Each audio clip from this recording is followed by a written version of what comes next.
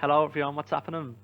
Back for a super quick video today just to get some more horses on the team sheet before the Cheltenham Festival begins in less than a week now.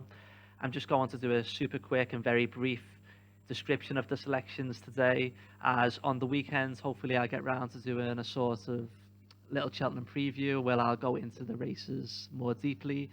But just today I just want to put up 5 more bets for the Cheltenham Festival.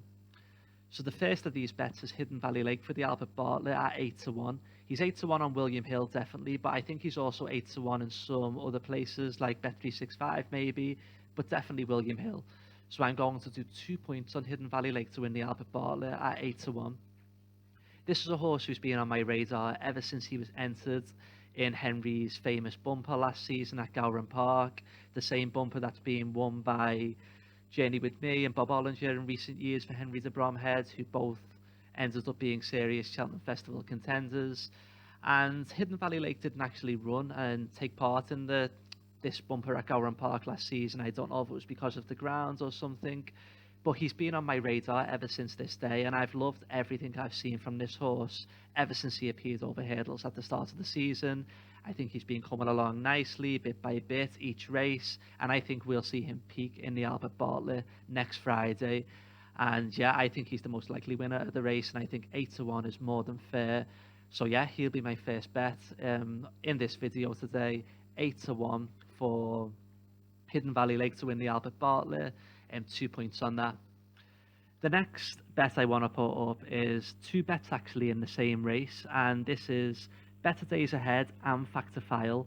I'm going to back both of these horses to win the champion bumper next week. Both of them just 1 point on each at 12-1 for the pair of them.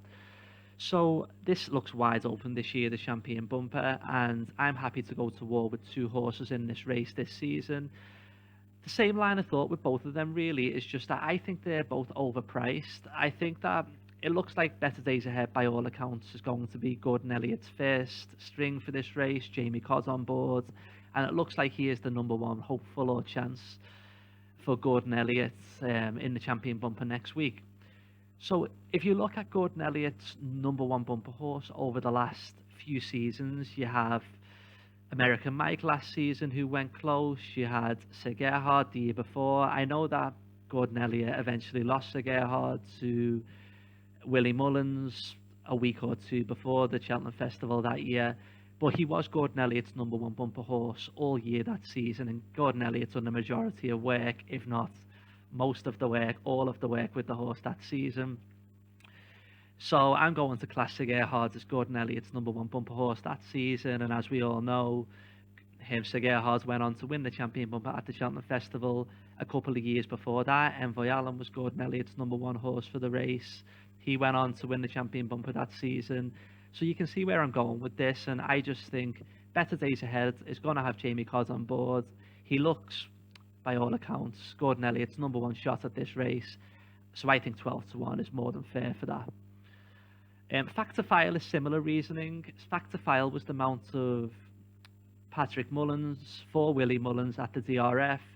And if you look at the mount of Patrick Mullins for Willie Mullins at the DRF over the last 3 years, you had Facile Vega last year, who went on to win the champion bumper, Kilcroot the year before, who went on to finish an unlucky loser, an unlucky second in the champion bumper, and you had Appreciated the year before that, who won at the DRF and went on to finish second to Fernie Hollow in the champion bumper at the Cheltenham Festival. So the point I'm trying to make is the mount of Patrick Mullins at the DRF usually goes on to run very, very well in the champion bumper at the Cheltenham Festival in recent years. I know that Factor File is the odd one out of these 4 horses because he didn't actually win at the DRF, but I think there's more to come from this horse, and I think 12-1 is more than fair.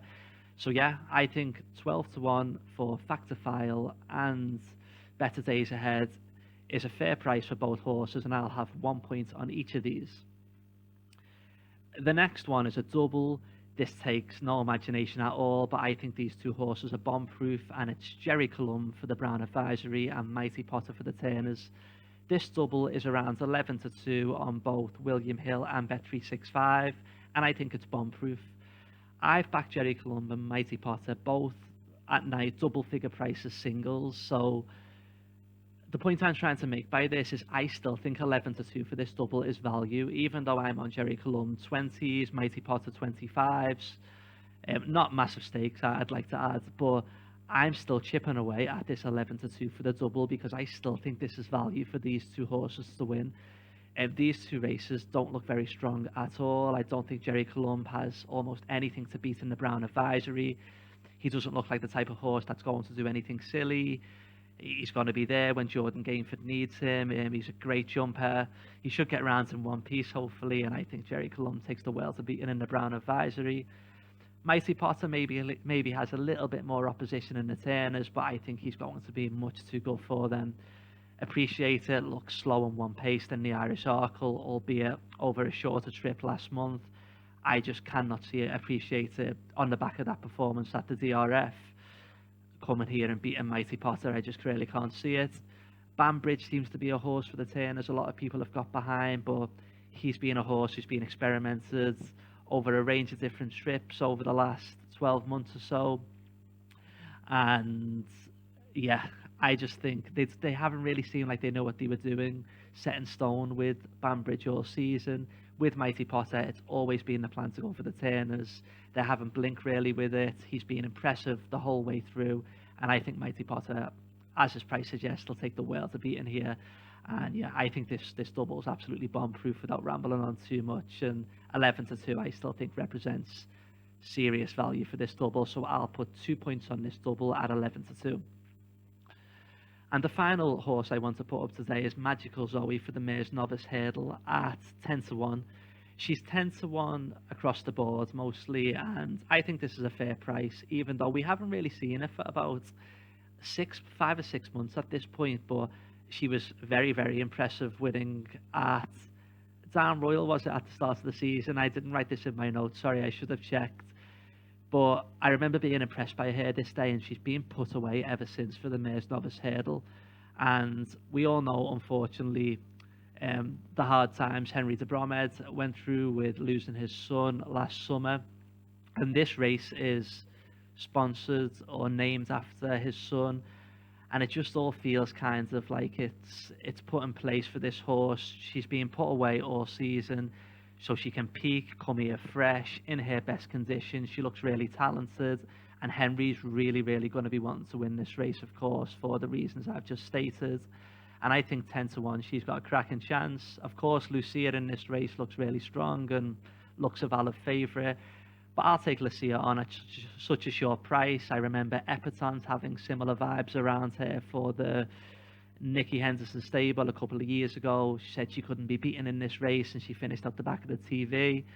We all know she's went on to be a champion hurdle winner in recent times, but the point I'm trying to make is with Lucia, she looks bomb-proof. She looks very, very special, like she could have a good career, but I'm happy to take her on in a race of this nature at her current price, and I'm happy to take her on with Magical Zoe.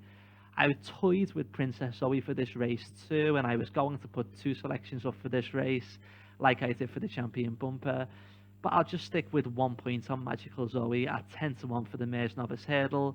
I think she looks a really good horse. Her run style is going to suit this race, and yeah, she'll probably be my final bet now for the Cheltenham Festival this season.